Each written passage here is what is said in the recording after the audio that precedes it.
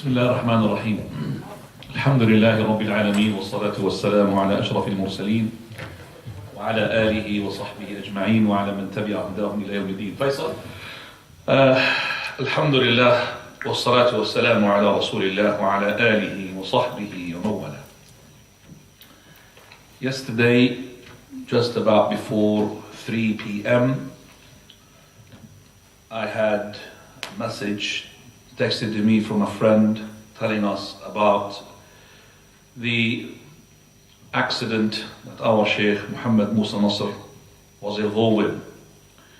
And Sheikh Muhammad Musa Nasr is known to my students here because he had come to this table a number of times in a number of conferences. And I was on my way to give a class in London, and had it been already so close to the place, I would have cancelled the class because the impact of that news was so affecting for me. But we only say what pleases Allah subhanahu wa ta'ala. And I grabbed this opportunity to say to the brothers and the students, short biography of the Sheikh, rahmatullahi alayh. A biography has been given from the brothers, Jazahumullah khairan, as soon as the Sheikh had died. And I will add as well my own, because I know the Sheikh since 1990, and the Christian date, which makes it about 27 years ago. Abu Anas, his kunya, his name is Muhammad, son of Musa, the son of Hussein, from the family of Al-Nasr. His lineage traces back to the Sahabi Auf bin Malik, al-Thaqafi, from Thaqif, and Thaqif from Ta'if, Thaqif and Hawazin, the well-known tribes. His birth was in a camp called Balata in Nablus, which is in Palestine, and that was in the year 1374 Hijri, which makes it 1954, which makes it now 63 years ago according to the solar system, which makes it 65 years according to the Hijri. And in terms of his family and how he was raised and how he gained the knowledge, so verily he was raised in a house of righteousness, full of deen. His father was an imam, known to his people with taqwa, and he made hijrah, this father of his and his family, from the area 1948, that's about 7 or 6 years before his birth. So his father, his family made hijrah from Tul Karm 1948 when Israel had occupied the area. And they lived in the camp of Balata. Because his father was a person who is a farmer, he went to a place called Ariha, Jericho. And he had there, Sheikh Muhammad Musa Nasr, finished his preparatory classes. Then they went to the Ghor. Ghor is the low area in Jordan, where it is the warm area, where I believe even Ustad Ahmad, he comes from. And in Jordan, he finished his, the middle, what do you call it, the preparatory, the elementary, yes, elementary, he finished it in Jericho, preparatory is in Jordan. Then he lived in Zarqa, and he had finished his secondary school. Then he left Sheikh to seek knowledge in Medina, the Prophet ﷺ, and he was in the Jamia, finished his BSc in the year 1401, which makes it about 38 years ago. His specialty was Qira'at, recitations, and Quran science. He had his MSc degree from Punjab, which is in Pakistan, 1984 Christian Gregorian date, and that makes it about 20 or 33 years ago. And he had his MSc, also another one from another Jamia in Pakistan. Then he went to Pakistan again for 3 years to memorize the Quran, and he had met a number of scholars there, Ata'ullah Hanif, one of them, and he stayed with him for a month. Well-known scholar, he gave him the ijazah, and then the books, which are called the 9 books. And also he had met Sheikh Badi',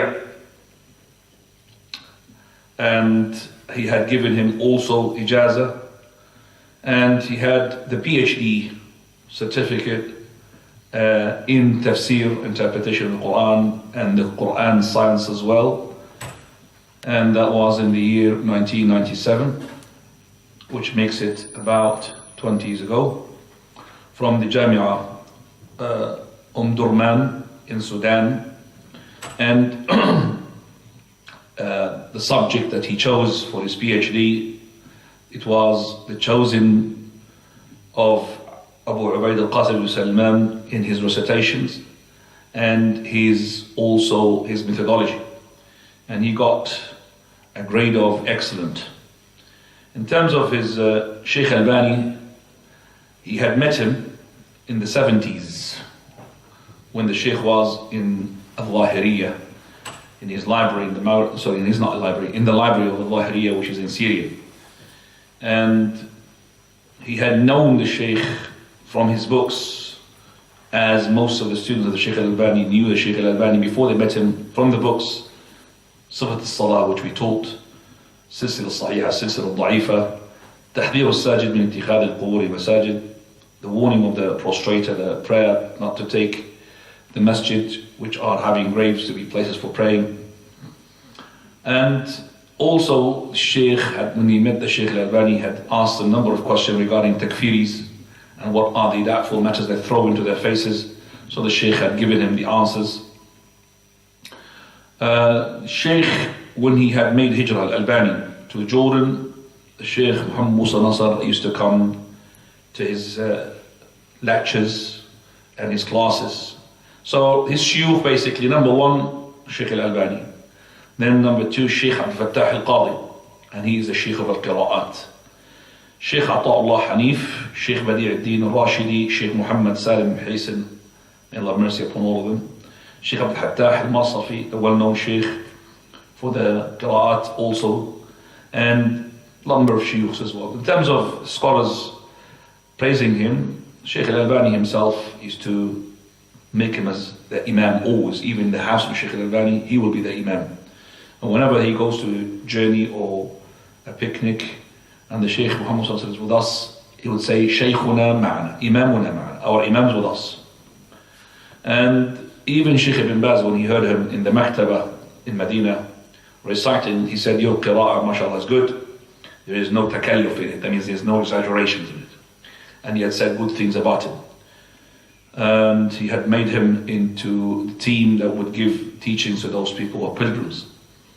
In terms of his da'wah, striving, for verily he had a number of halaqat in Quran. Sheikh, all the time, after the Fajr, he sits until sunrise. Every day. There's no exception. Every day the Sheikh is from the prayer of the Fajr, he would sit there until sunrise, in which he had graduated a number of students, one of them I know, and he died. May Allah have mercy upon him. One of the Sheikhs, he had the qira'at on the Sheikh Muhammad Musa Nasr, and he died as a young man. And this person as well, the one who was a student, I remember he was, subhanallah, he was a poor person. He used to take 2 transports in order to come to the Sheikh, to really do the Fajr with him, and also then after that he would sit with him to finish his recitation with him. And he didn't mind whether it is snowing, raining, even it was really blocked one day, and the Sheikh, he said, I thought he's not going to come. That student came. So that is why Sheikh Muhammad he had given him great tazkiyah after his death, that this person He came in the day that I was thought that there's no transport, but he had made his effort and he came. So he had left a number of students who had finished. Sheikh Abu Islam, he had finished his recitation, and he had learned on the hands of Sheikh Muhammad Musa Nasr. Abu Islam, the one who died, and we talked about him, I believe. Yeah. Yes? No, we haven't. But we just mentioned his death. No? So the number of classes I've done, subhanAllah, I thought I mentioned him. Sheikh Abu Islam is one of the students of knowledge. He's not as knowledgeable as Sheikh Muhammad Nasr, but he was a person, we would call him Khatib al-Sunnah. The Khatib of the Sunnah in this era. Sheikh al-Albani used to go to his khutbah. He's Egyptian, and he died less than a month ago, rahimahullah, and he had a huge janazah. The janazah there, it was, I would say, tens of thousands of people. I'm not going to exaggerate and say millions, but huge. There's no end for the people. And people, they know him because he's given most of his life to teach. All the brothers that come from England, they would go to the area where the Sheikh Abu Islam used to be there. Sheikh Abu Islam, I'm not going to talk about him because he had died, but I'm just saying that he was a student of Sheikh Muhammad Musa Nasr. And Sheikh Muhammad Musa Nasr, I was closer to him than Sheikh Abu Islam. Sheikh Abu Islam, we were together in the Dawrah, students, I remember, me and him, and taking Arabic, I remember, in that Dawrah, the first Dawrah, in his masjid, in the Masjid of Sheikh Abu Islam. That was back in the 1993. So it's a long time ago. And since then, I used to know the Sheikh Abu Islam from the brothers that used to come from the UK, go there and stay in that area. Dahit al-Hajj Hassan. That's the area name.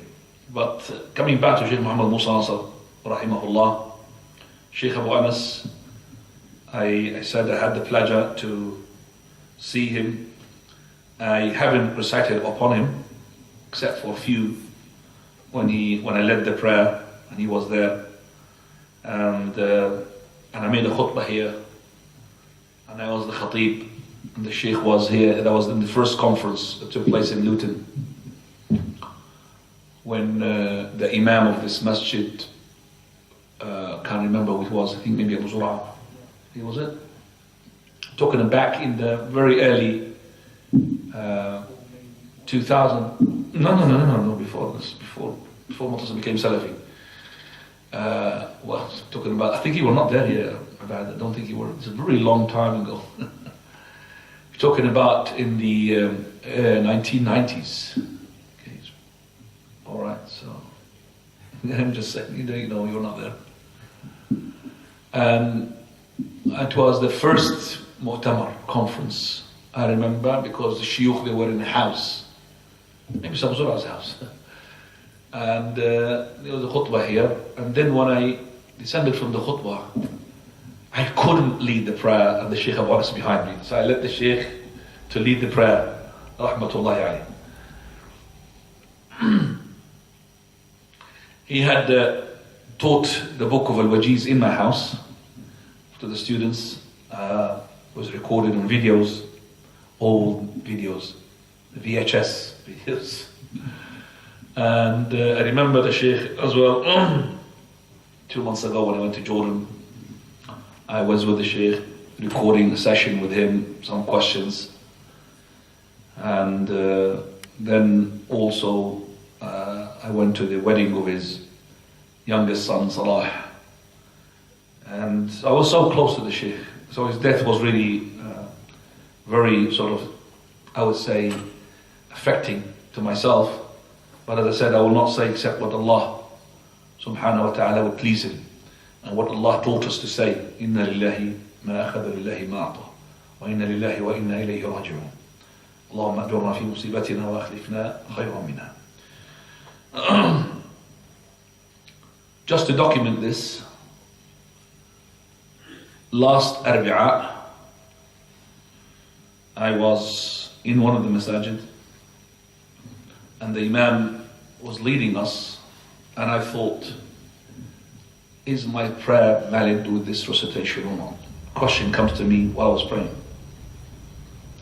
The recitation was having involving mistakes which are considered to be major mistakes in the Fatiha, especially the Dad.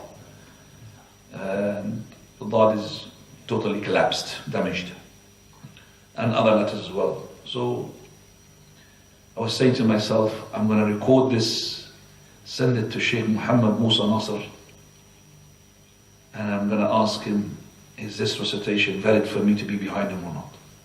Before he dies. That's what I said. And I'm just going to do it as quickly as possible. Anything would happen. Sheikh Muhammad Musa could die. And if he dies, I don't know where I'm going to go. SubhanAllah. And so I hope that inshallah the following Arbi'a will come, and then I will record it. The Arbi'a is not coming yet. The Sheikh had passed away. So, amazing how death comes quickly. And it's a very shocking news, unexpected. The Sheikh himself had offered a prayer of janazah on one of his students who had taught him to recite on possession of jinn. The Sheikh offered the janazah prayer last year in the summer, subhanAllah.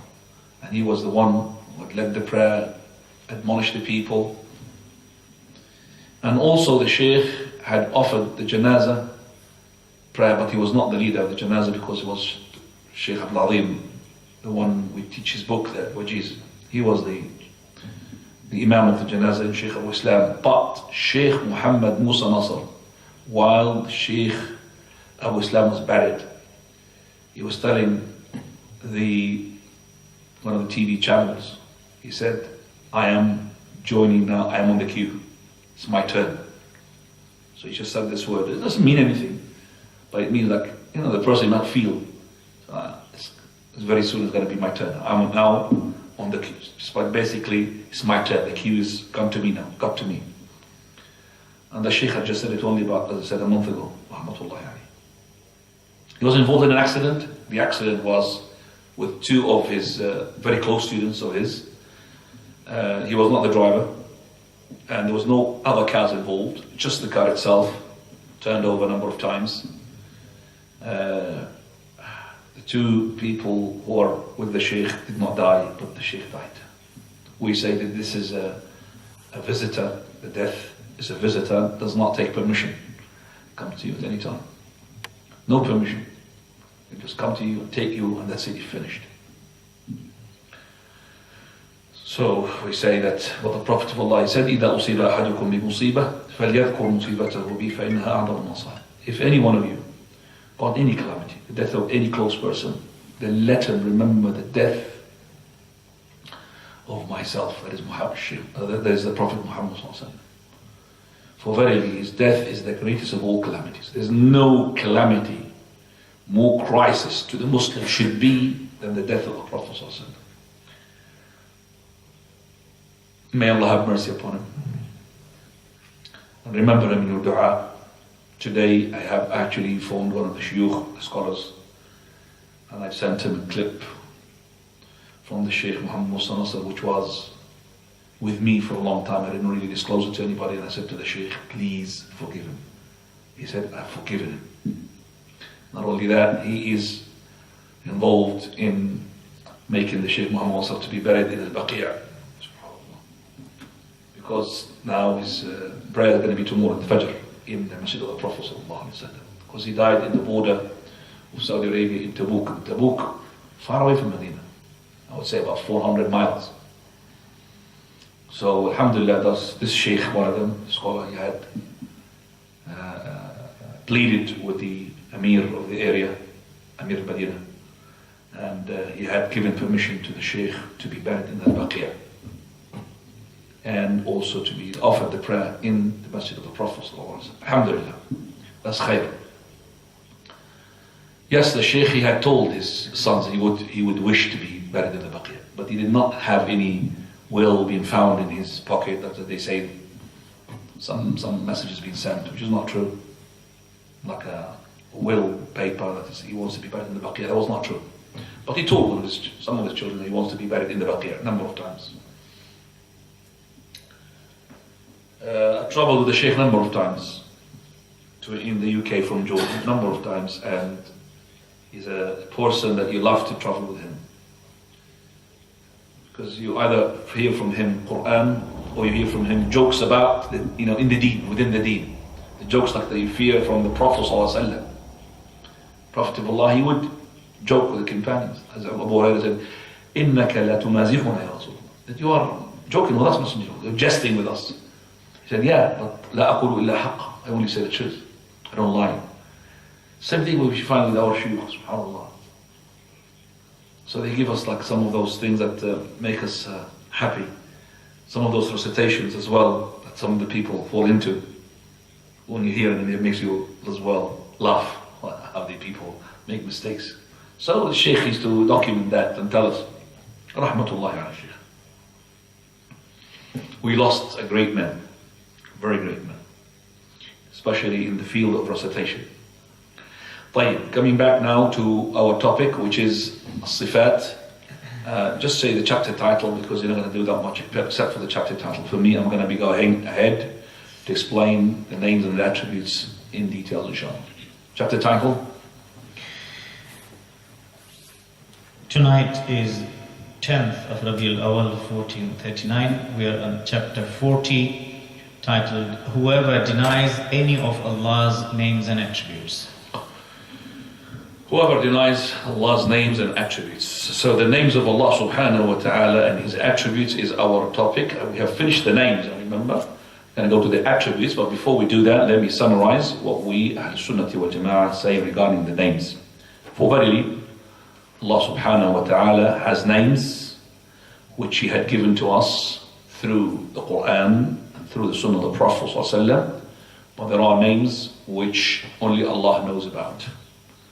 So that is number one. And number two, we said that the names of Allah, they're not limited to 99. We know more than 99 ourselves, but there are also more than the names that we know. Only Allah knows about them. And all the names of Allah are to be husna. وَلِلَّهِ الْأَسْمَاءُ الْحُسْنَى. To Allah belongs all the beautiful names. That means there is no deficiency in any name, regardless how you say the name. So the names of Allah is always husna, beautiful names. Ahl-Sunnati wal Jama'ah, basically they would and they affirm the names of Allah to be the names of Allah. Whatever He affirms of Himself, they affirm it for Him. And they also affirm the meaning which is included in that name. So when we say from Allah's names Al-Alim, then it is a name for Allah. And also we say Ya Alim when we call upon Allah Azza wa Jal. So they affirm that He is to be named with Alim, and also they affirm that the knowledge, Alim means knowledgeable, Alim, that the knowledge is one of the attributes that this name indicates. So the Alim is a word taken from the word Alima. So Alim, the verb, and Al-Ilm is the noun. We got now the attribute, Sifa, Al-Alim. And every name which is derived, every attribute and a name is being derived from a meaning, then it has to entail that that meaning is affirmed. And this is how the Arabic language works. So every name has a meaning. Ar-Rahim, from the word Rahmah. Ar-Rahim includes the mercy. Ar-Rahim means the merciful. So it is a name from Allah Azza wa Jal, and we believe also that this name includes the attributes of Rahmah. So the Rahmah is a real attribute to Allah subhanahu wa ta'ala, entailed by this name Ar-Rahim. And it is not the will to be merciful. It's different. Merciful is part of His attribute. So He's merciful. As in the mercy that He created, that's something else. Allah Azza wa Jalla said, mercy is 100 portions. One, He given to the earth. 99, He held to Himself. This has nothing to do with Him being Rahim. So this is the mercy which is being created. Now we're talking about the mercy that is an attribute to Allah Azza wa Jalla. Allah subhanahu wa ta'ala, He has the beautiful names we call upon Allah with these names. And so this is basically what we believe. Number one, we believe that all the names of Allah are to be beautiful. We believe the meanings of these names to be affirmed as well. Every name has a sifa, an attribute, a meaning to it. And this sifa has a trace if that name entails that it's going to have for example, something of an effect, like Al-Rahim includes Rahmah. Like for example, Al-Alim includes the Ilm, Sami', and so on and so forth. So Ar-Rahim is including that he's merciful and he as well gives mercy. Al-Azim, he is the Almighty Subhanahu, the Great. So Al-Azim, yes, it does not have a trace of meaning that he will make somebody Azim. Al-Azim from the Azama, from the word is great, Allah Subhanahu wa Ta'ala. Al-Hayy, from the word life, is Al-Hayy Subhanahu wa Ta'ala. Now, the sifat, the attributes of Allah Subhanahu wa Ta'ala, as for Ahl Sunnati wal Jama'ah, we affirm every sifa, attribute that Allah Subhanahu wa Ta'ala had described himself with, or his Prophet ﷺ described him with. But this affirmation is to have the following: no takif, no tamthil, no tahrif, and no ta'til. So these are the four things. No takif, not to give kayf, that means how. No takif. No tamthil, they call it in English anthropomorphism, meaning like to give an example of Allah Azza wa Jal, how he looked like, to make tamthil. Wala tahrif, not alteration. La ta'til, negation. So Allah Subhanahu wa Ta'ala has the attributes, and the scholars divided these attributes into two. Either the attributes to do with the essence of Allah, or is to do with the actions. Either the essence or the actions. So if somebody says to me, for example, can you just give me the difference between the actions and the essence? What is that difference? We say that the sifat, attributes of the essence, is the one which is to Allah, and it is to Him, with Him all the time. So it is he's been described with it, an attribute to Him, and it's with Him all the time. As for the action attributes, which is involving His Mashiach, I mean, if He wishes, He will do that. If He wills, He will do that according to His hikmah. According to the wisdom that He wants it, and He wills it. Now, watch out if my English is not really good to describe the words, so please forgive me for that, because I would have wished to describe them in Arabic, not in English. Because here I am walking into a minefield, basically. Do you understand that? Anything exploded with me. Or I'm walking like on an edge of a sword. I might go this way or that way. Because these words are very delicate. In Arabic, very delicate. So in English, I'm not really sure about the words I'm picking up to describe. So let's just give the first attribute as an example. Al-Haya, life. Allah is life. So it is an attribute to the essence of Allah. Because Allah, He was and He's still life, alive. هو الأول والآخر. And the Prophet ﷺ, when he interpreted هو الأول والآخر in Surah Al-Hadid, he said that you are the first, there is nothing before you. And you are the last, there is nothing after you. Also Allah subhanahu wa ta'ala, He says, وَتَوَكَّلْ عَلَى الْحَيِّ, and rely upon the Hayy, alive, the one who does not die, and glorify His praise. Also from the attributes which are from the essence, صفات الذاتية, سمع, hearing, basar, seeing, al-qudra, should we call it, what is al-qudra? Capability, power, maybe, the power. It's all of it from the attributes of the essence. So I don't have to go through these attributes, because you know now what is the criterion by which you could say that this is the essence, and which is one of the actions. So every attribute which is to Allah, to him is being from the beginning to the end, is all the time. This is from the essence. As for the attribute which is linked to his mashia, to his will, so whenever he wills, he will do them. These are, we call it as-sifat al-fi'liyya, the attributes of the actions. For example, istawa. Istiwa, rose. So when he rose above the throne, and when he descends from the heavens down to from the throne to the nearest heaven. So from those two attributes, as an example, his istiwa onto the throne is from the attributes of the actions, because it is linked to his mashia, his will. As Allah subhanahu wa ta'ala, he says, إِنَّ رَبَّكُمُ اللَّهُ الَّذِي خَلَقَ السَّمَاوَاتِ وَالْأَرْضِ فِي سِتَّةِ أَيَّامٍ ثُمَّ اسْتَوَى عَلَى الْعَرْشِ. It is your Lord Allah Azza wa Jal, the one who created heavens and earth, in 6 days, and then he had risen above the throne. So when he willed, he rose above the throne.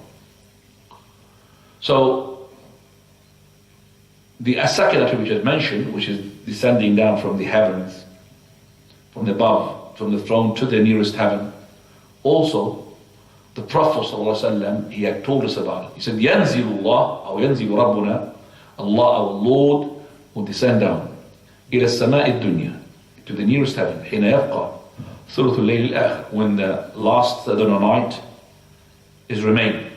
To the last third of the night, Allah descends, and he would say, من يدعوني, who calls upon me, فأستجيب له, and I will respond. من يسألني فأعطيه, who wants to ask and I will grant.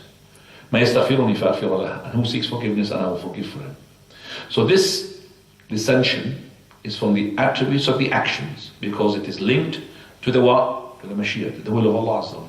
So Ahl Sunnah wal Jama'ah, the Salafis, they believe in that, but in the same belief, they would avoid tamthil, to give an example, that he would descend like this, he would rise up like this. Like Ibn Battuta, he made a lie about the Shaykh al-Islam ibn Taymiyyah, that he said, Allah the Almighty Azza wa Jal will descend, and then Shaykh al-Islam ibn Taymiyyah had descended down the steps of the pulpit. And that's a lie from Ibn Battuta. Ibn Battuta is a name, a person who is known to be Rahal. A person used to travel from one place to another. The great lie that he forged against Shaykh al-Islam ibn Taymiyyah, that he said, I went to Husban, and I saw this man, it's called Ibn Taymiyyah. And when we read in the biography of Ibn Taymiyyah, we find him, he never passed by that area, it's called Husban. My Husban is in my city, in my country, it's next to my city actually. So the Sufis, they will never stop forging lying against the Ahl Sunnah wal Jama'ah. So we don't give examples. We don't say, for example, Allah hears like our hearing, or like the hearing of such and such. Or takif, we don't say how. Allah hears according to His Majesty. Allah sees according to His Majesty, suitable to His Majesty.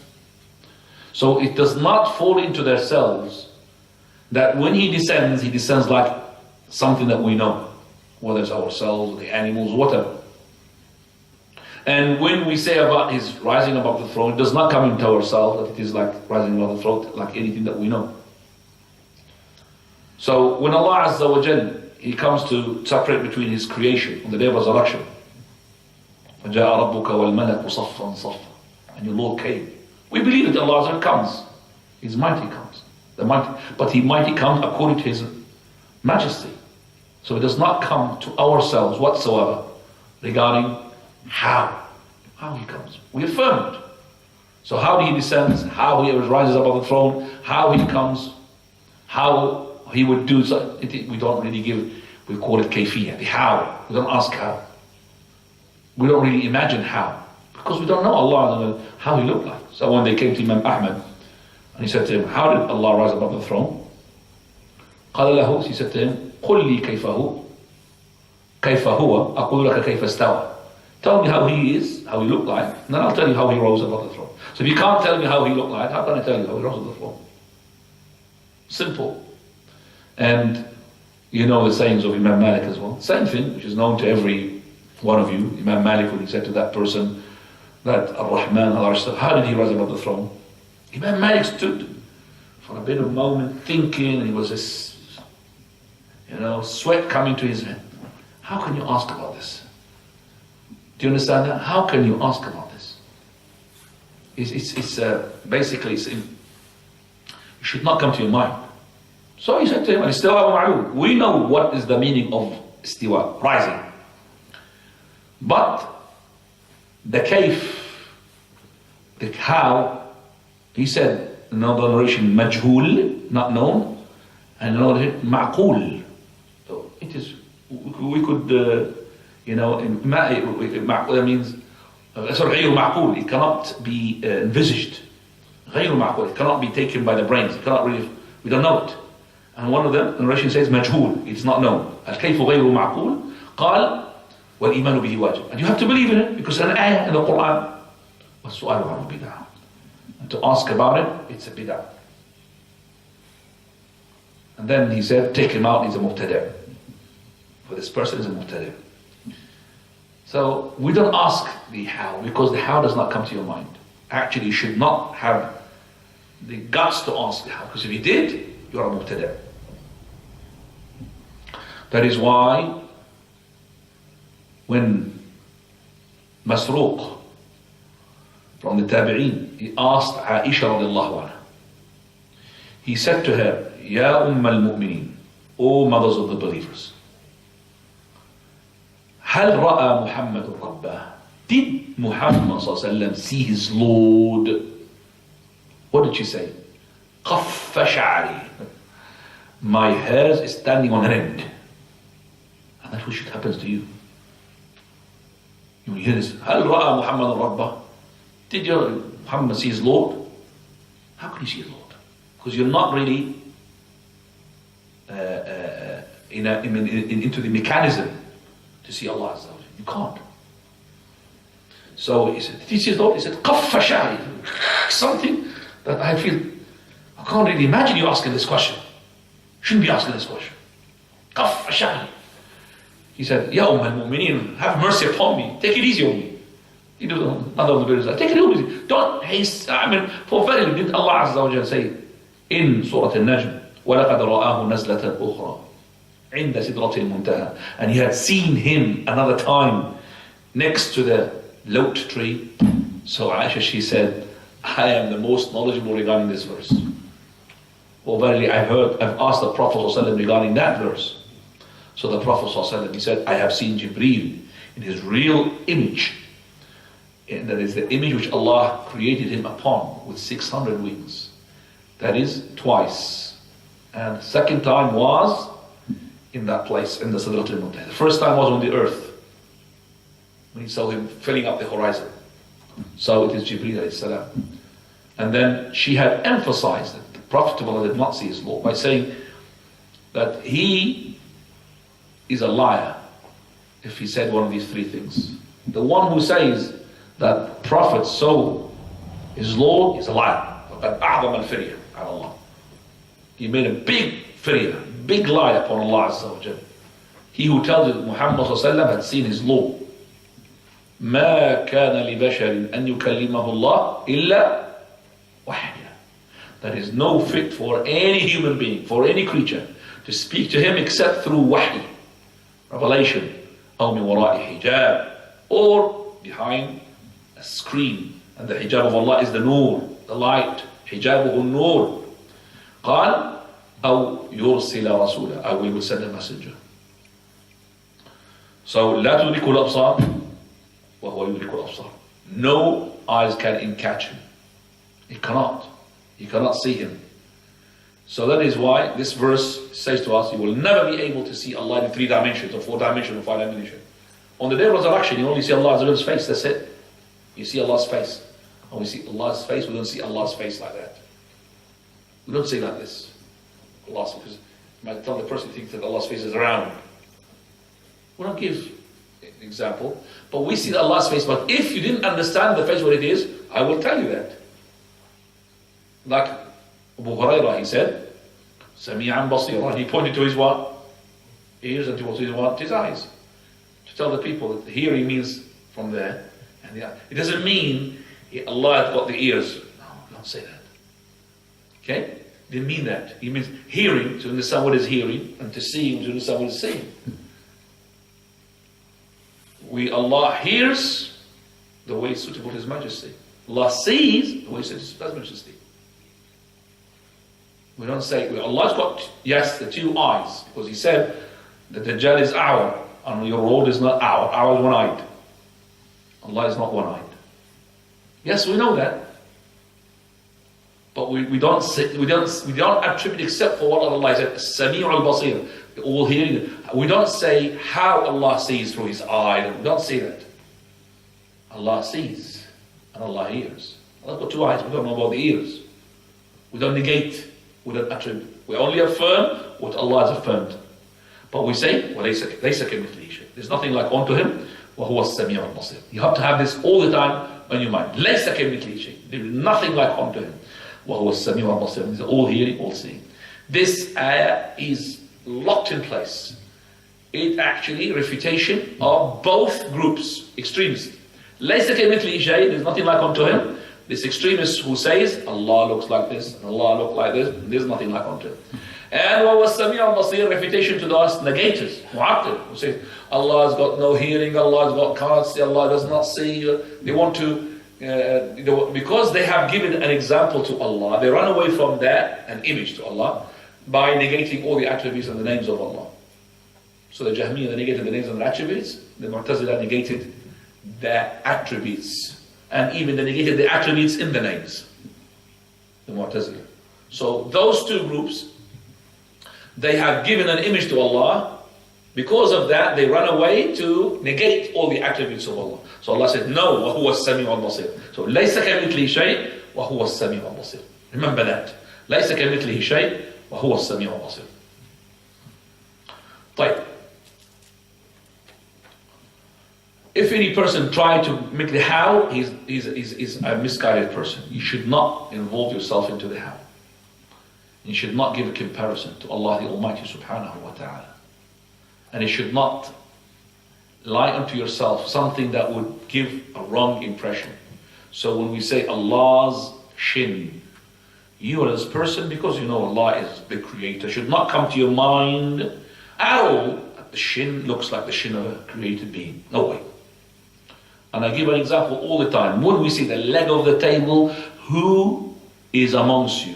Comes to his mind, the leg of the table looks like the leg of a human being, which has got knee, and it's got hair, it's got skin. Nobody comes to that in mind. See, what a stupid thing. Same thing, the stupid thing here comes to your mind if when you say Allah has got usbu'. Usbu' means finger. It should not come to your mind finger with knuckles, finger with nails, finger with skin. No. Usbu', which is يَلِيقُ بِعَظَمَتِهِ وَجَلَالِهِ, which is suitable to His Majesty, to His Lordship, the Almighty subhanahu wa ta'ala. So a takyif is not allowed. Can't say how. And a tamtheel is not allowed. Can't say how. And Allah Azza wa Jal, He says about the takyif, وَلَا تَقْفُ مَا لَيْسَ لَكَ بِهِ. Do not say something which you have no knowledge of. How can you give the how? As with the tamtheel, لَيْسَ كَمِثْلِهِ شَيْءٍ وَهُوَ السَّمِيعُ الْبَصِيرُ. You always say what is suitable to His Majesty. You always absolve Allah subhanahu wa ta'ala to look like anything. As for the text of the attributes and the names, Sunnah Ahl Sunnati wal Jama'ah, in terms of their battle with Ahl Bid'ah, is huge difference between Ahl Sunnah and the Ahl Bid'ah. Ahl Sunnah, they affirm the text on its reality and its as well appearance. We call it we don't call it superficial. But maybe the superficial is not good. But we call it, we leave it as it is. يعني دعوها كما هي. أمروها كما جاءت. Recite them as they are. But doesn't mean recite them as they are without understanding. No. And when we negate the how, we don't negate the meaning. This is a very important issue. So when it talks about, let's say, the eye of Allah, the face of Allah, we negate the how the face looked like, how the eye looked like, but we don't negate the meaning. The eye knows not to us what is an eye, isn't it? What is the face? Is it known to you, an eye? Is it eye? I know it's an eye. I know it's a face. So I don't want the difference between the face and the eye. But to be like this mubtadi'ah, Al-Jahmiyyah, where they don't differentiate between eye and face, there's nothing, it's all of it one. No, there's a difference. So the meaning is, we affirm it, we know it. We know the meaning. Allah does not speak to us in a language which we don't understand. And the Prophet of Allah, in most of it, what he says, وَالَّذِي نَفْسُ مُحَمَّدٍ بِيَدِهِ, by the one in whose hand is the soul of Muhammad. You could have just said by Allah. By every time, by the one in whose hand. So if it's Allah, it's got no hands.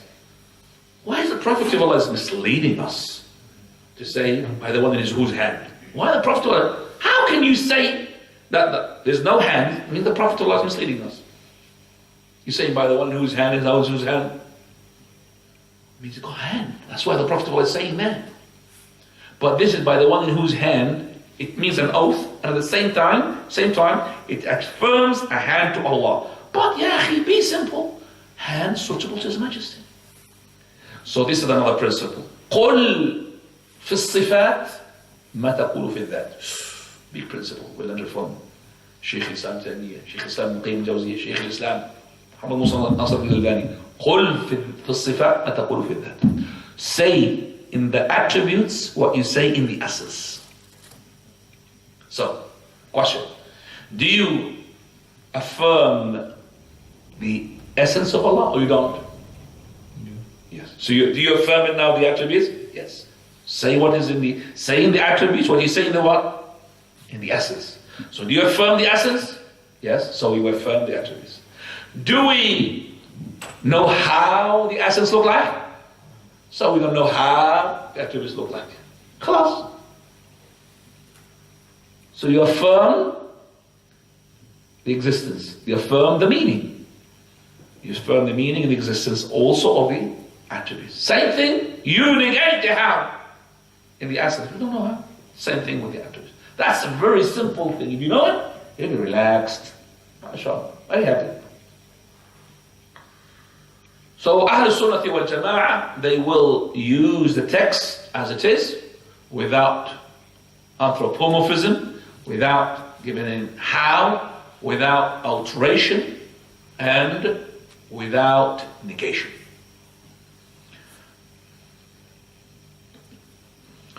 So when Allah subhanahu wa ta'ala says, وَجَاءَ رَبُّكَ وَالْمَلَكُ صَفًّا صَفًّا, when your Lord comes and the angels in rows, one after the other, people like Sunnah Jama'ah said, your Lord Himself comes.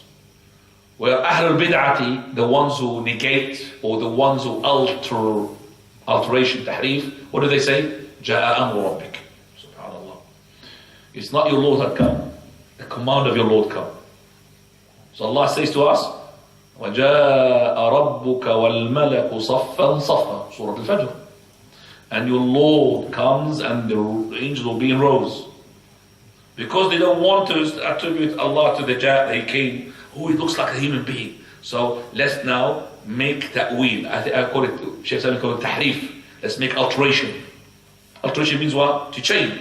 Means here Jah comes, not your Lord. What? The command of your Lord.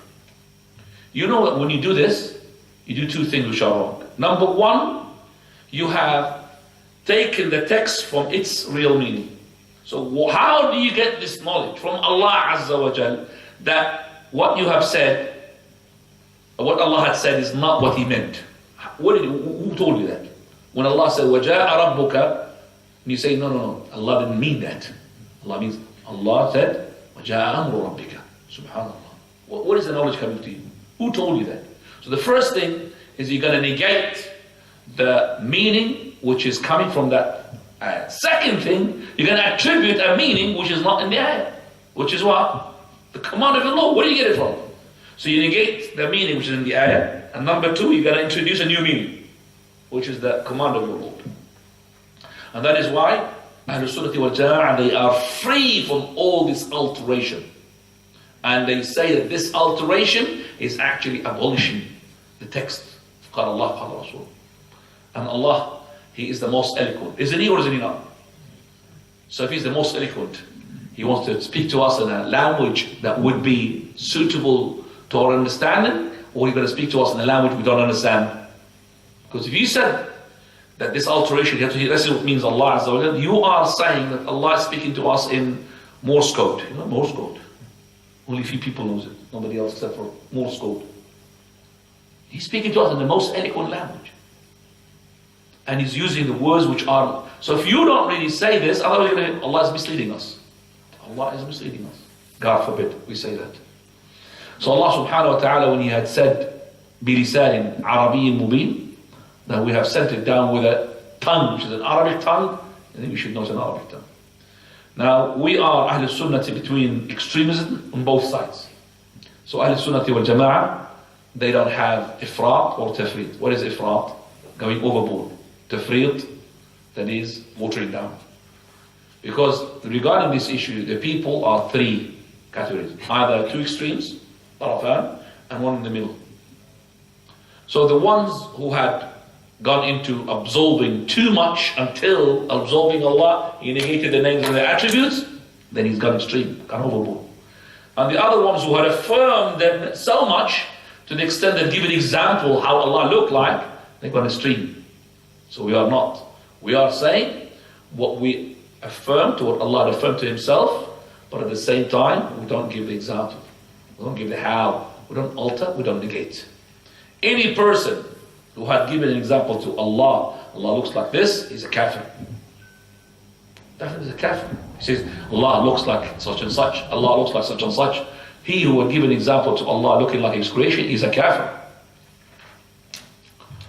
Right. If those people come to you and they say, how do you know that Allah does not intend to tell you that He looks like... No, when He says Jah, it means He's coming like us. Who told you He's not like us? How do you answer like this? You say, let's look at the cliche. There's nothing like unto Him. That's from the text. As from the aql, how can you make the creator like the creation? Aql says, how can you make the creation like the creator? So, common sense. These alterers, the ones who alter, they themselves, they are into three categories. Category number one, they've got extreme so much that they have negated both sides. Which is, they say, don't say Allah is existing, and don't say Allah does not exist. MashaAllah. Do you understand that? Don't give Him anything to do. Say, existing or not existing, you can't say that to Allah Azza wa Jal. Subhanallah. So what type of knowledge, what type of psychology, what type of logic is that? So this is something that your common sense will not accept. Allah is not existing, don't say that. Allah does exist, don't say that. So He's not existing. And second group are the ones who says that we only affirm the negations, we don't affirm the confirmations. So we don't really give Allah the attributes which He affirmed to Himself. So we don't give to Allah Azza wa Jalla, we give Allah names which have no meaning. And those are the Jahmiyyah and the Mu'tazila. And the third category, the ones who they would say that we will give to Allah the attributes which our aql accept. And we also negate some of the attributes which the aql does not confirm. And those like the Ash'ari. And all these three categories are away from the haqq. The haqq is with Ahl Sunnati wa Jama'ah. We affirm to Allah what He affirmed for Himself from the attributes, but it is free from takeef, tamthil, ta'til, and as well tahrif. All these four things to be away from affirming the attributes of Allah Azza wa Jal.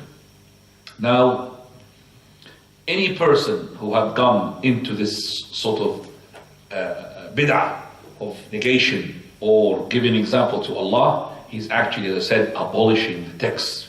He's abolishing the whole deen, the whole religion. If I want to go how to refute those people that have come to a big lecture, so let me just ask the brother now to read for me first verse that is being given to us.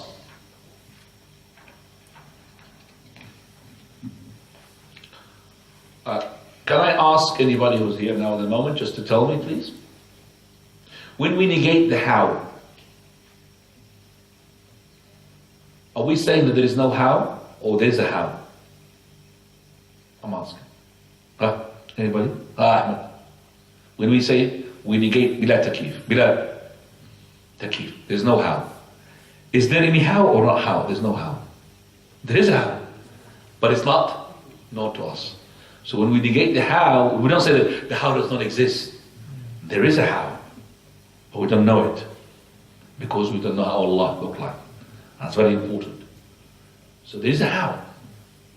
How Allah looks like, there is a how, but we don't know it. How Allah comes, how Allah descends. There is, but we don't know how it is. So when he said, Al-Kayfu, Imam Malik, Majhul, not known to us, then there is. Or غير معقول, cannot be logically explained. That's the word, logically explained. Now, Allah subhanahu wa ta'ala said in Surah Rad verse وهم 30, يكفرون بالرحمن قل هو ربي لا إله إلا الله أو لا إله إلا هو عليه توكلت وإليه متاب. Now, translation of the meaning, and they disbelieve in the most merciful. Only that way translation. yeah, this is the ayah which is mentioned in the text. Right.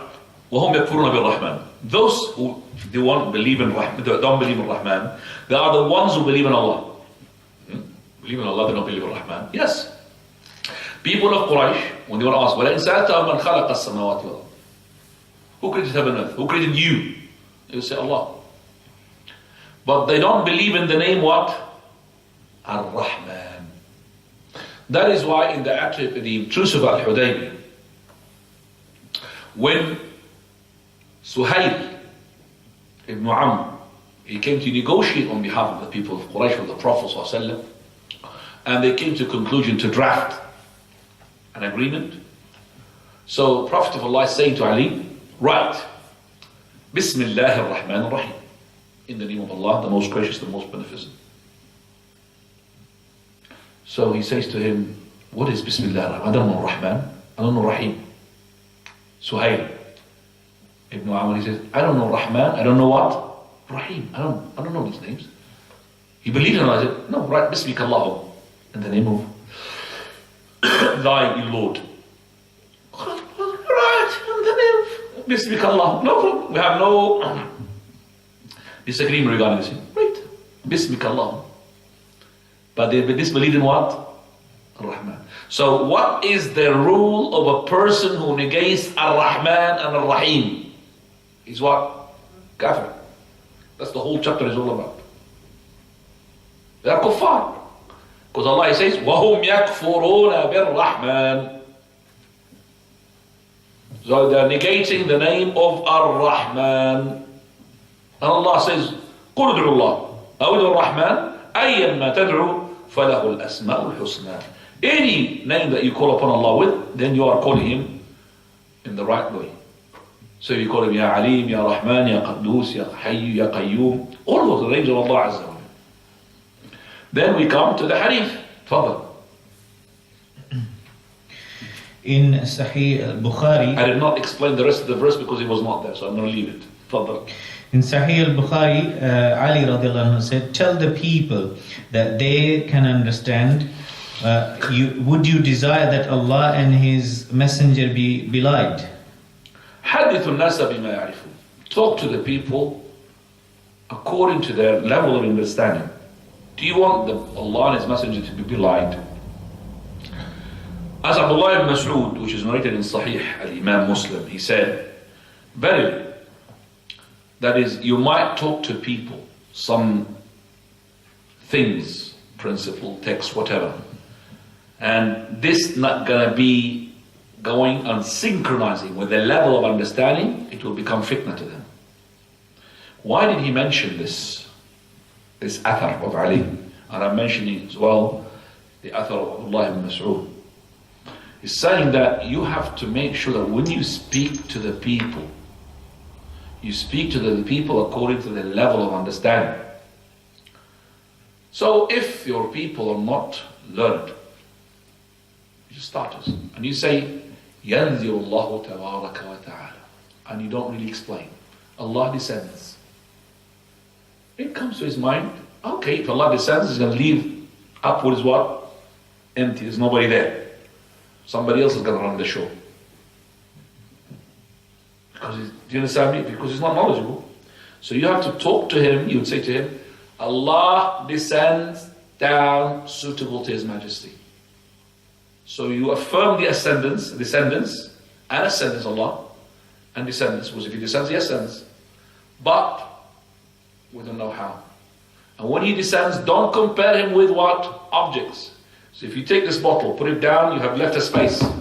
That space is filled with air. Air will fill it up.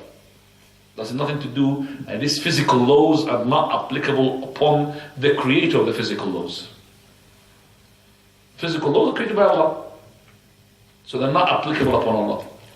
So tell to the people something that will not be a fitna to them. So if, for example, a reciter of the Quran comes to a masjid which they don't know anything apart from Hafs. They never heard a person who knows another qira'ah. They're not learning. Then he comes to qira'at warsh. They never heard about warsh. And he started saying in his qira'ah a surah which they normally recite all the time. And he's coming up with a word they never heard of. Especially in the Fatiha. So في قراءة الدوري وفي قراءة دين الصراط. What is that? One of the first people came to our masjid and he recited like this. غير المغضوب عليهم ولا الضالين. One of the brothers said, I was going to almost correct him in the Fatiha.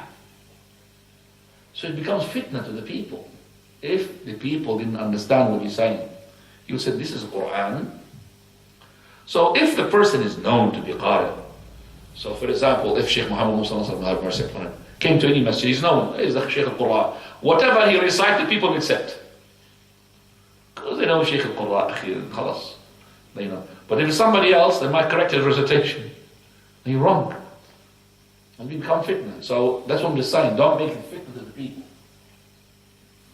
Look what happened when one of the companions recited in front of Umar al-Khattab. Radiallahu. He said, what is this recitation? He took him from his... He let go. He said, I'm not going to let you go. He dragged him all the way to whom? To the Prophet sallallahu alaihi wasallam. So the Prophet said, let go. Let him go. He said, Iqra. So he said, the qira'ah. He said, this is how it was recited. It's been revealed to me. Ha Umar, Iqra. I recited. This is the way it's been revealed upon me. For verily, the Quran, it came into 7 ahraf. Whatever harf you take from it is shafi, kafi. It will be okay for you. And then he said, do not make jidal. Jidal, argumentation into the Quran. So here, that person, when he recited in front of Umar, a recitation that caused him into fitna. Umar didn't know about that recitation. Made Umar to when you say something about the Quran, you're really making your own verses, couldn't hold himself. So from that hadith as well, and from the hadith of the Prophet of Allah to Aisha, لولا أن قومك حديث عهد بجاهلية. Had it been that your people are close to Jahiliyyah, لهدمت الكعبة, I would have demolished the Kaaba. ولبنيتها على قواعد إبراهيم, I would have built it on the foundation of Ibrahim. I would have أدخلت الحجر, I would make the hijr, the semicircle, I'll put it from the Kaaba. ولجعلت لها بابين, and I will make it 2 doors, and I will ألصقت الباب إلى الأرض, and I will make the door stuck to the earth instead of really being high. The Prophet of Allah said it to Aisha when he was in control of Mecca. He said it after the year 8 after Hijrah. In control of the Kaaba. He's in control, but he said, if I do this, the people will say, Saffa Hadina Ibrahim. He had made a mockery of the religion of Ibrahim, this man. And he's the Prophet of Allah. He didn't do it. So, Imam al-Bukhari made a chapter title on this. That you leave the chapter of Tarku Shay, you leave something. Makhafa, you're scared, you fear, al-mafsada, that is, you fear that something is going to be entailed, which is much harmer, much more damaging than the rectification that you're trying to achieve. Do you understand that? So, this is a big chapter, Bab al-Dhara'a, Bab al-Dar'u al-Mafasid, Awla min Jalil al-Masalih, a big thing issue. And it's a knowledge in itself. So if the person is going to talk to the people, make sure he talks to them in the right way. We're not saying to you, don't tell them those things which are not, which are going to be confusing. No, tell them, but slowly. كونوا ربانيين. What is ربانيين?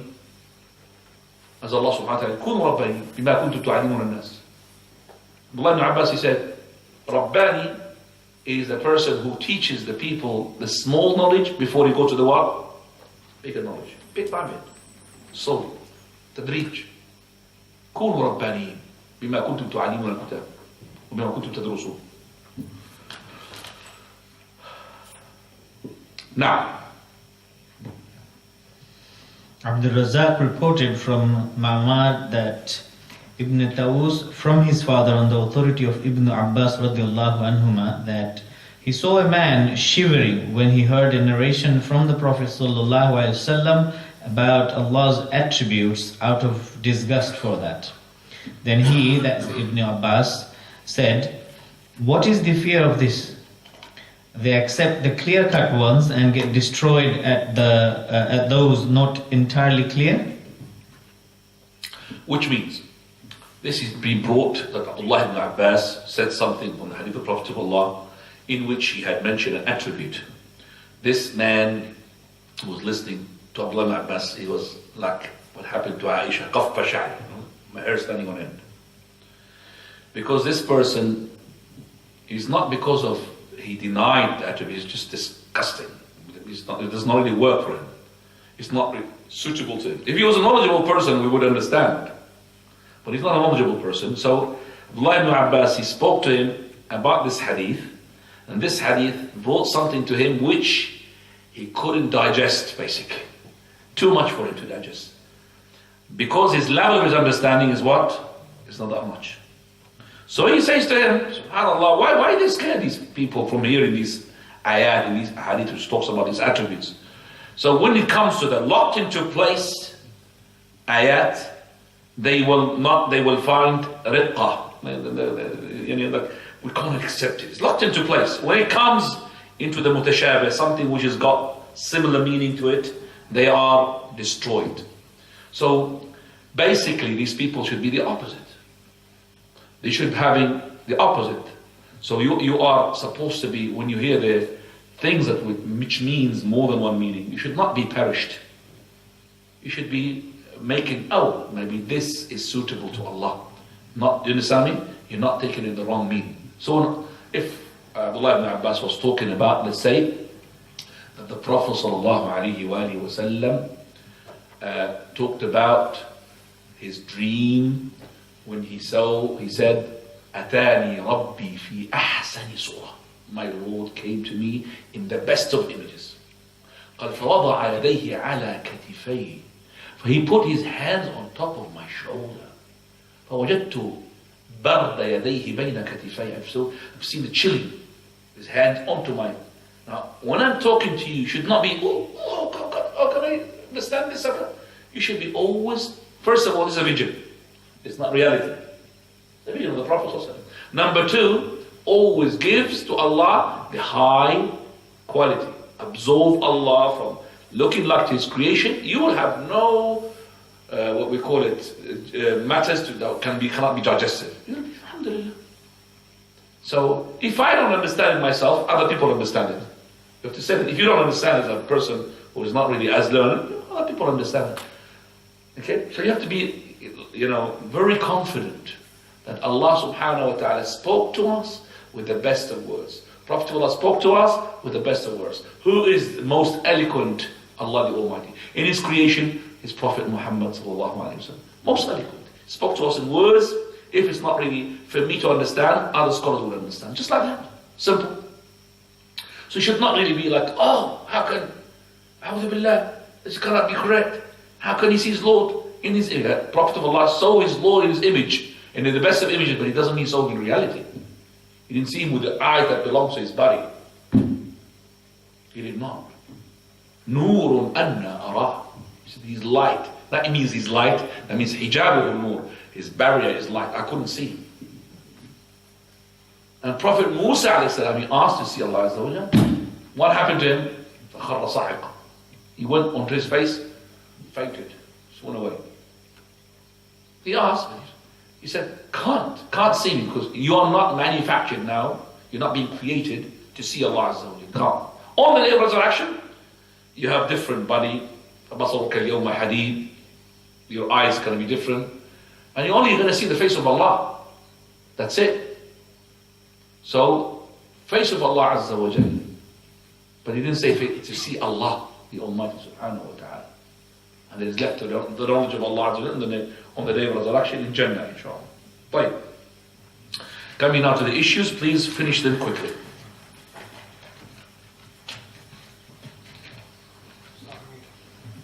When Quraysh heard, there's one more. Yeah, go on. Yes. When Quraysh heard Allah's Messenger sallallahu alaihi wasallam mentioning Ar-Rahman, they rejected that, and Allah sent down, and they disbelieve in Ar-Rahman, the most We have said beneficent. the intrusive today. Yes, issues. Important issues. First, absence of faith by rejecting any of Allah's names and attributes. Kufr, if you don't really attribute to Allah His attributes and His names. It is jahd. Jahd kufr.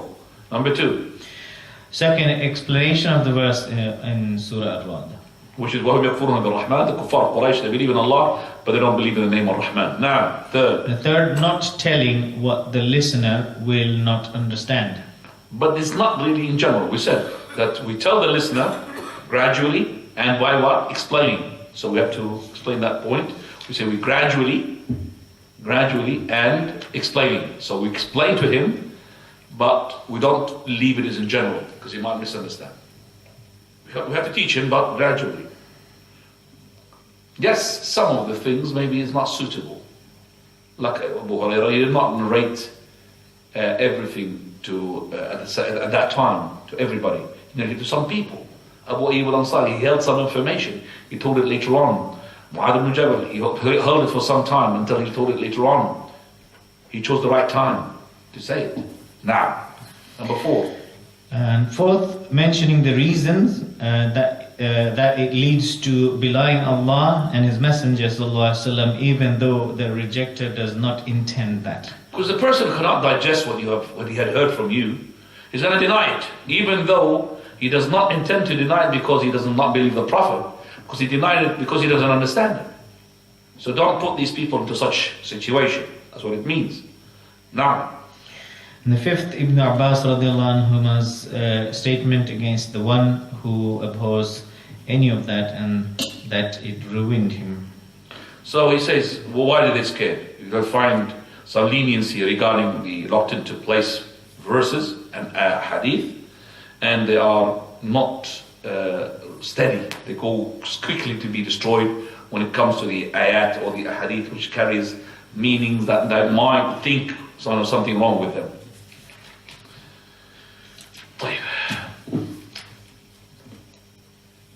While this will finish, if you have any questions regarding what we've heard, we've got only 5 minutes. Any questions regarding what we heard? If you haven't got any questions regarding the names and the attributes, then now.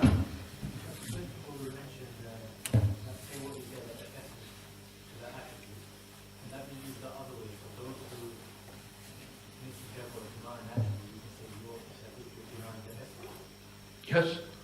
So if you're denying the attribute, you're denying the essence. And that is why they say, المشبه يعبد صنما قال والمعطل يعبد عدما. Qayyim had said, Ibn Taymiyyah had said, that the person who gives an example of the Almighty, he is worshipping an idol. And the person who negates, does not believe in the names and attributes, he is worshipping Adam, inexistent, something that does not exist. So if you are negating the attributes, you are negating Allah. You're negating the existence of Allah. How can you believe in there is called something Allah, but you say that He's not hearing, He's not able, He's not... So what is that you're worshipping? Same thing with the saints of these people who negate Allah is above. They say,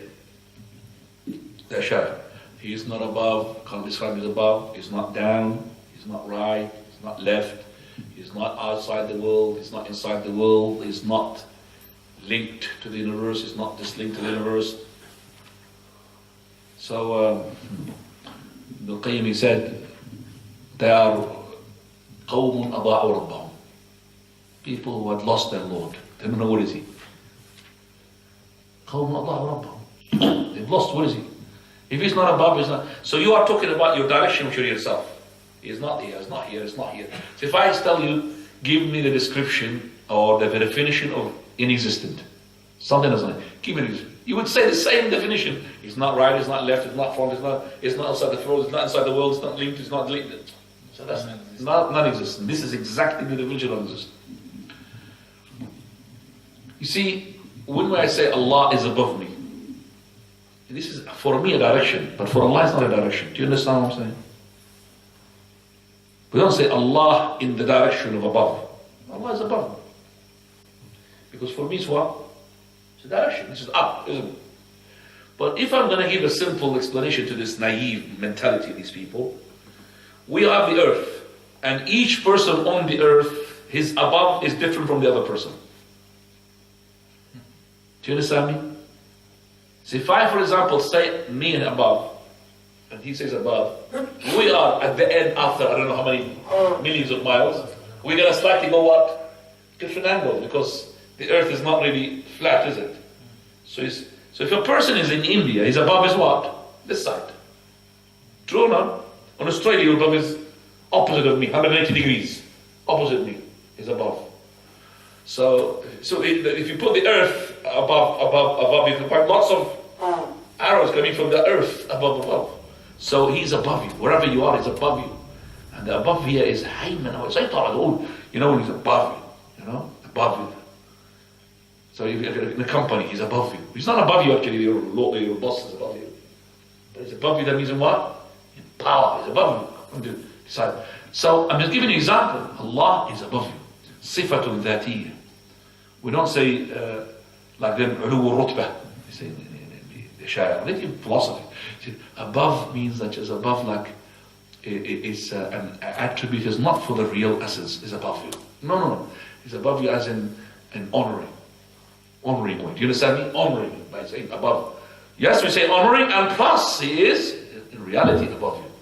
He's above you. يَخَافُونَ رَبَّهُمْ مِنْ فَوْقِهِمْ. Allah says. They scared the Lord from above them. تَعْرُجُ الْمَلَائِكَةُ وَالرُّوحُ إِلَيْهِ فِي يَوْمٍ كَانَ مِقْدَارُهُ 50,000 سَنَةً. The angel ascends to him. They go up. They didn't say descends to him. Ascends to him. تَعْرُجُ الْمَلَائِكَةُ. So he's above you. Now.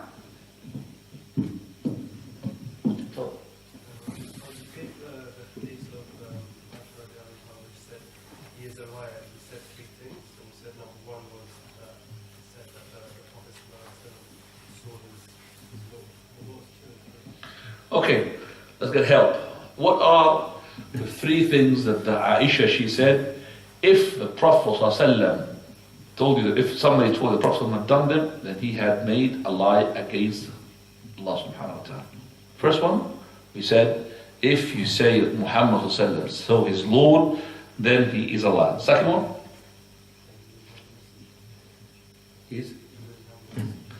second one, that if anybody said that he did not convey the message, he had given big lie against Allah the Almighty. Third one? This is a different hadith as well. He who told you, it's not from the three things by the way, is it? But it's a different thing, maybe the fourth thing. This is what, if the person says that Prophet of Allah had urinated standing up, he did not say, she did not say, A'zam al-Firiyah. This one he lied. This one he lied. He lied who said to you that the Prophet of Allah urinated standing up. She is, from her understanding, she's telling the truth because she saw the Prophet in her house. But we know that Abu Hurairah, not the companion, narrated that the Prophet of Allah bala fi sulatati qawmin, in the rubbish belongs to some tribe, you know where they put the rubbish, he had urinated standing up. So the companion is not telling a lie, nor she's telling a lie. She had said what she had seen in her house. The companion had said what he had seen outside the house. But what was the third one in this hadith?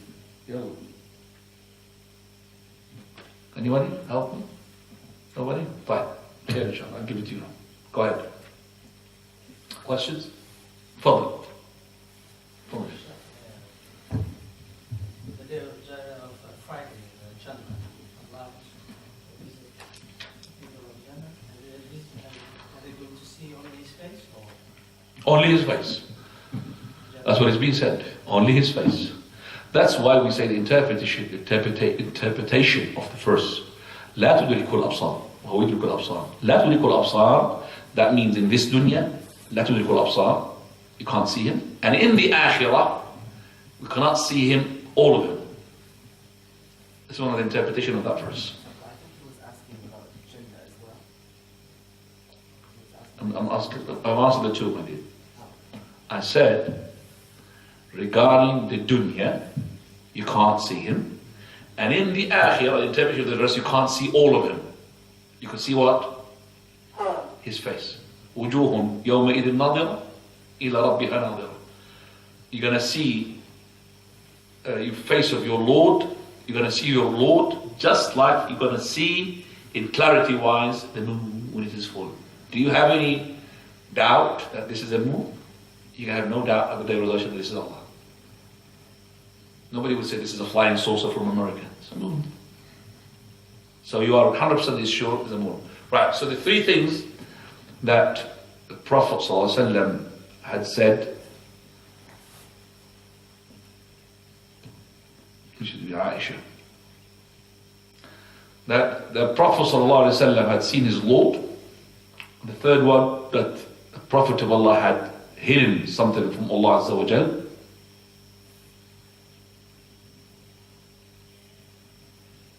Or Prophet of Allah knows what is in tomorrow. Okay?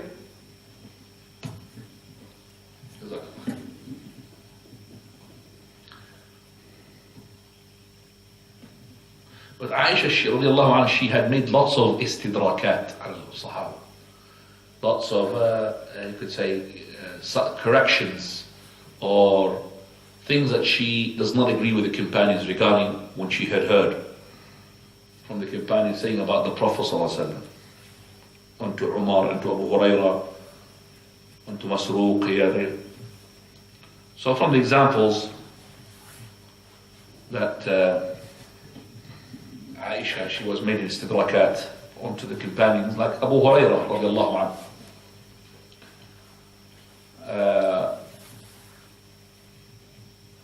لا شؤم إلا في الدار والفرس والمرأة.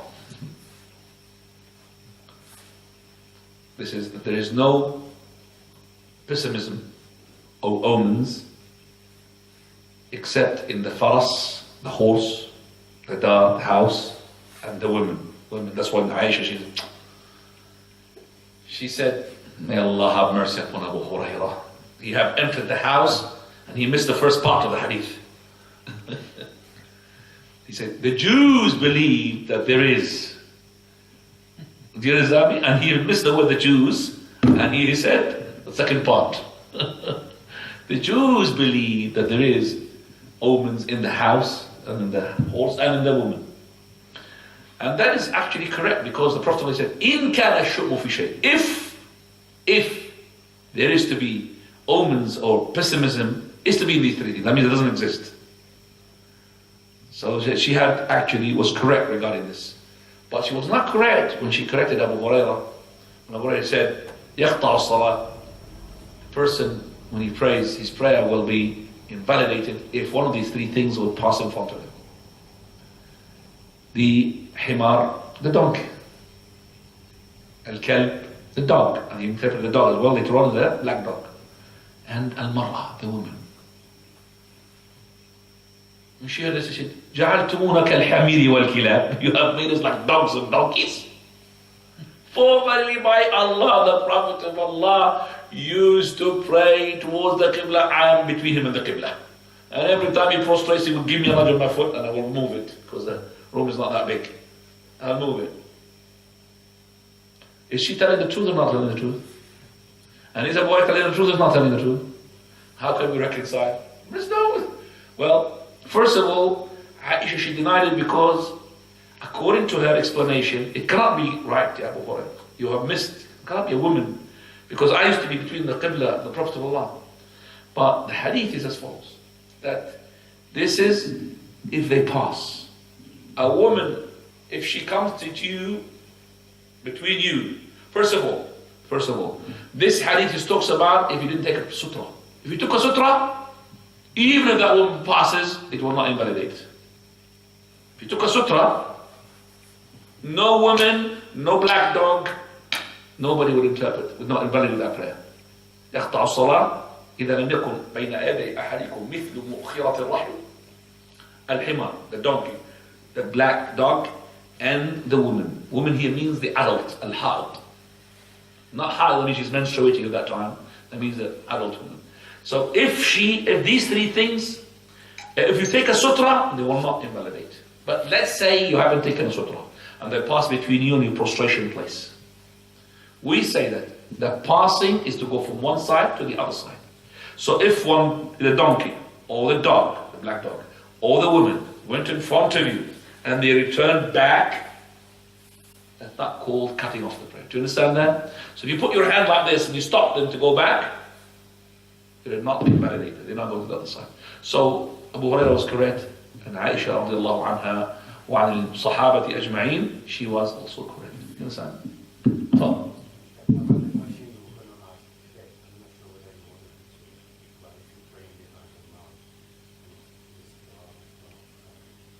I said the Sheikh died. I said I didn't ask the Sheikh because the Sheikh died. I said that I wanted to ask the Sheikh, recorded this Imam. This last 3 days or 4 days ago. I said, inshallah, I'm going to do it because I only go one Arabi'a to that masjid. So I'm going to record him, and I'm saying to myself, I'm going to keep it to the Sheikh before he dies. And I'm saying to myself, imagine he dies. He doesn't hear it. And all of that I'm saying, and in my mind, no way, no one's going to die. Subhanallah, the Arabiya is not coming. And that's the last Arabiya. So now I can't really refer to anybody that I feel comfortable to ask, if you ask me. A number of times I've asked about the recitation of some of the reciters, even the ones who comes in here, and I told him, that's what they recite. He says, wrong. Because they recite, for example, some of the recitations of Warsh in Tarawih Ramadan, and ask, over and you've asked the Shaykh, done it where some of the reciters say, Sarata, not Sirata. This is wrong. There's no recitation for Sarata. So I take that from the Shaykh with his knowledge and give to that person as a gift to listen to. Inshallah, he will change his recitation. That's from the Shaykh Abu Anas. I had a contact with him day and night, and just ask him questions. He will ask me straight away. Jazakallah khair, rahmatullah alayhi. Wa ahsan ilayhi. طيب, last question, please. Last question, please. Please. قل في الصفات ما تقول في الذات وآخر دعوانا الحمد لله رب العالمين.